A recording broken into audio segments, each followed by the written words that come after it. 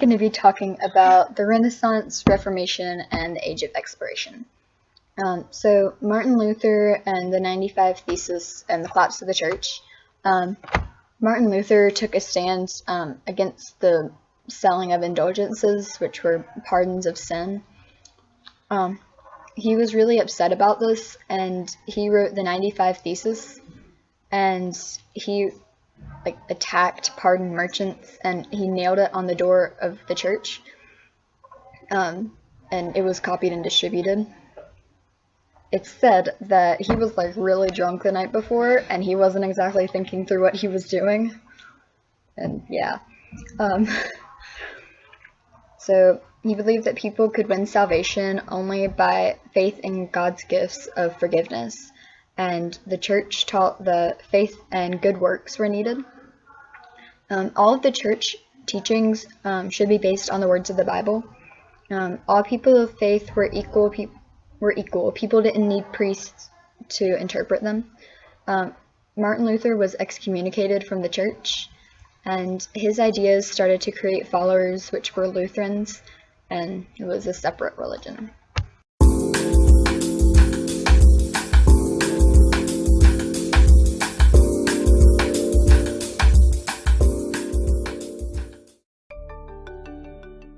Scientific revolution was when scholars had new views on science.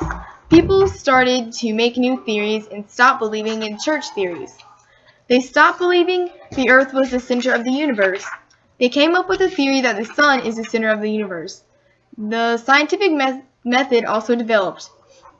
It consisted of 5 steps. Number 1 is to identify the problem.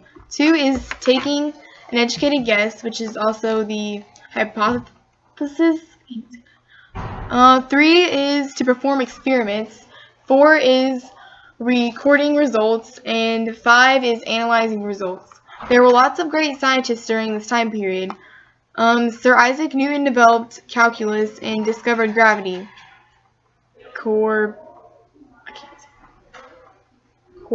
Copernicus discovered the theory that the sun is the center of the universe. Galileo invented the first telescope. Berain and Kepler discovered new species of plants. Also, during this time period, biology became more advanced, and chemistry was discovered through the scientific method. During the scientific revolution, lots of new discoveries were made.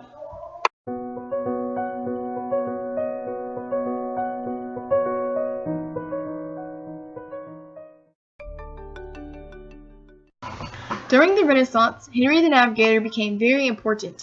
Henry the Navigator was a navigator and a map maker. His navigating led to many discoveries, such as the route to the Indies. Henry the Navigator encouraged sailors to sail. Before, the sailors were scared to sail the sea. They didn't know much about the sea, and they thought there were sea monsters in the sea. They called it the Sea of Darkness. Henry the Navigator started a school of navigation. This is also his lasting impact. You can still visit it today. In his school, he taught sailors how to make accurate maps. This led to many new discoveries and more exploring. Henry the Navigator also improved the caravel, which is a ship. He made it more accessible. This led to more people trying to sail. All of Henry the Navigator's encouragement led to the Age of Exploration.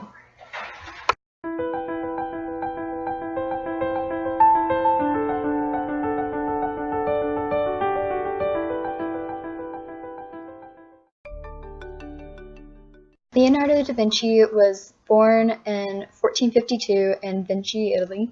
He got a typical elementary school education, just reading, writing, and arithmetic. At age 14, Da Vinci began being an apprentice for the artist Verrocchio.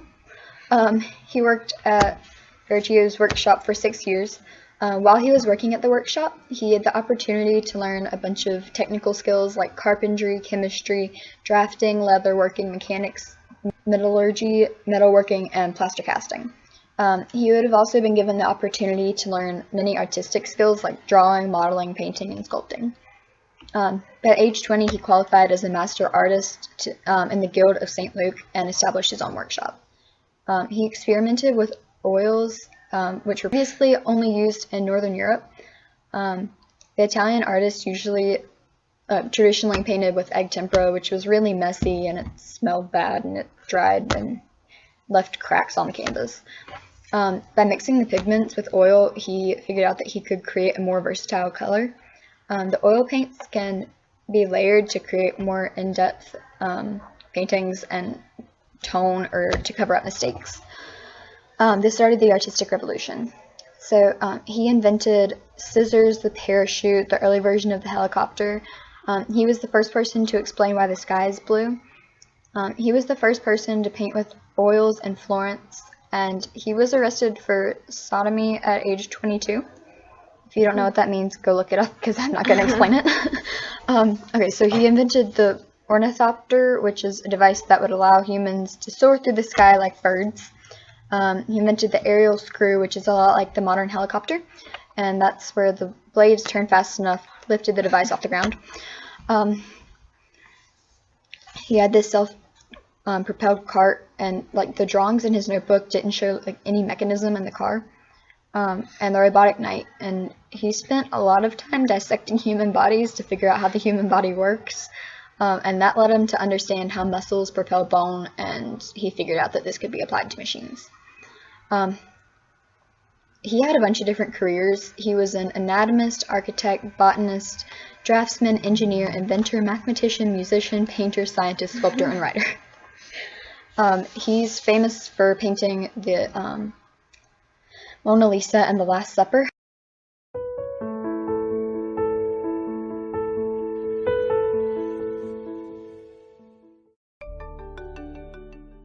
During the Renaissance, more people started to step out and be themselves.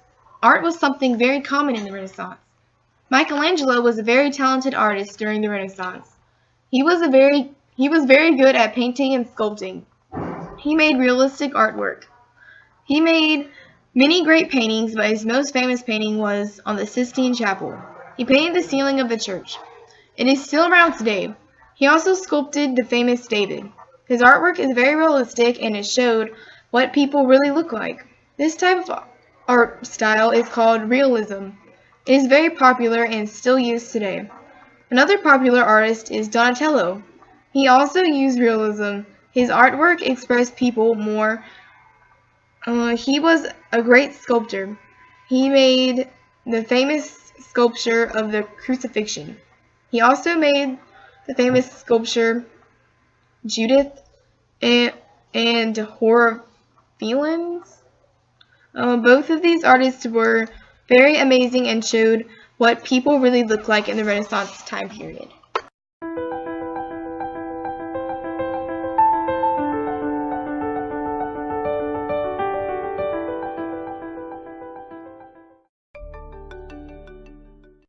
Hernán Cortés was a Spanish conquistador and explorer best known for conquering the Aztec Empire and won Mexico for Spain.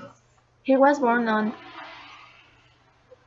1485 in Medellin, Spain. When he was 14, his parents sent him to the University of Salamanca to study law, but he dropped out 2 years later. He was fascinated by the discoveries of Christopher Columbus in the New World. He took interest in traveling and seeing new lands, and he wanted to make his fortune and fame. At the age of 18, Cortés sailed to the Hispaniola at the city of Santo Domingo. In 1511, Cortés joined Diego Velázquez on an expedition to Cuba.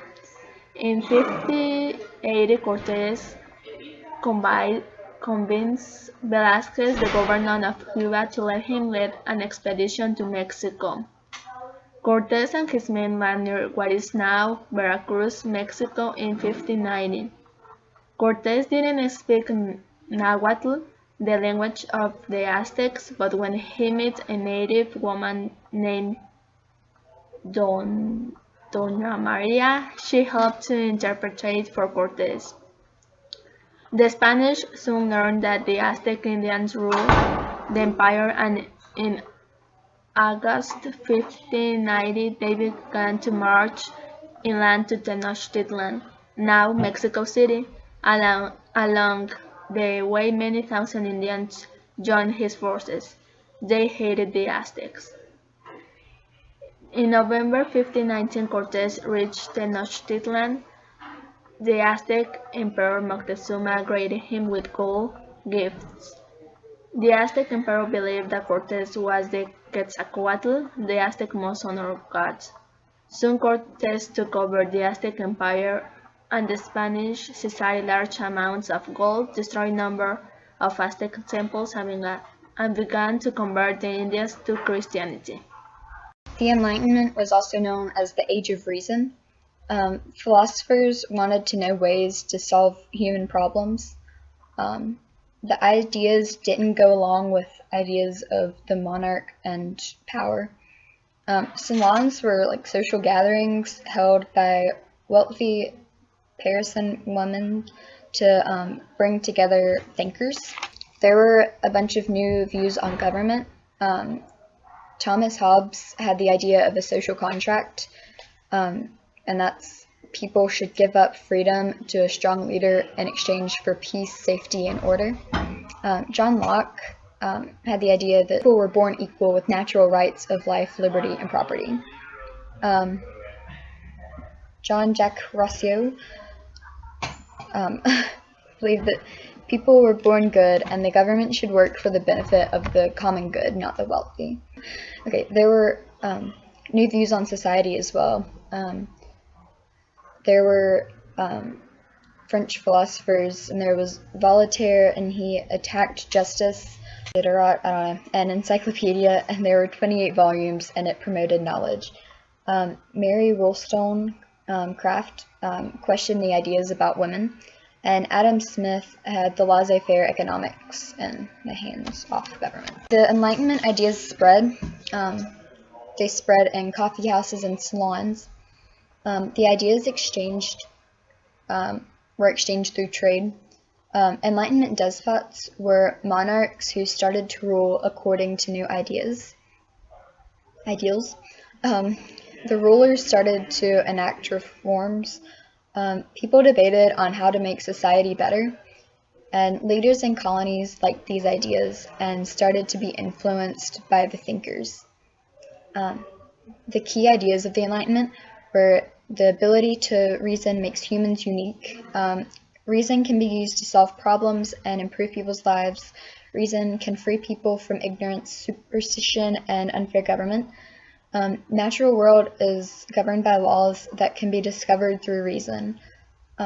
Like the natural world, human behavior is governed by natural laws, and the government should reflect natural laws and encourage education and debate.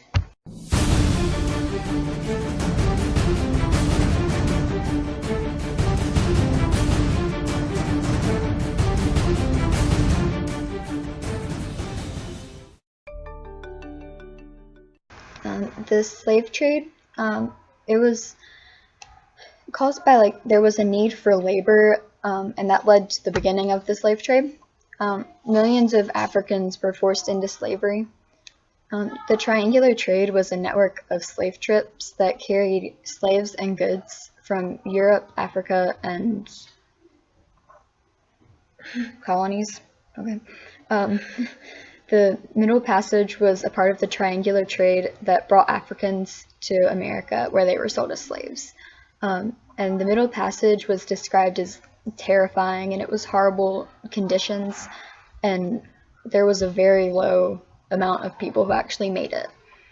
Then once they got to the colonies, the slavery, it was a hard life, and they worked on sugar plantations. And there were physical and degrading punishments, and slaveholders lived in fear. The slaves were considered to be property and not people. So the slaves turned to religion, and they tried to maintain their culture, and then they could work slower, and they tried to escape. There were many effects of the slave trade. It lasted for 400 years. there were 15 to 20 million Africans that were shipped to the Americas. Slavery divided clans, and it helped build agriculture in Americas. Yeah, in the Americas. And then African diaspora is the definition of African culture, which includes music, art, religion, and food throughout the Western world. So whenever the slaves were brought over to America from Africa, they brought their culture with them, and yeah.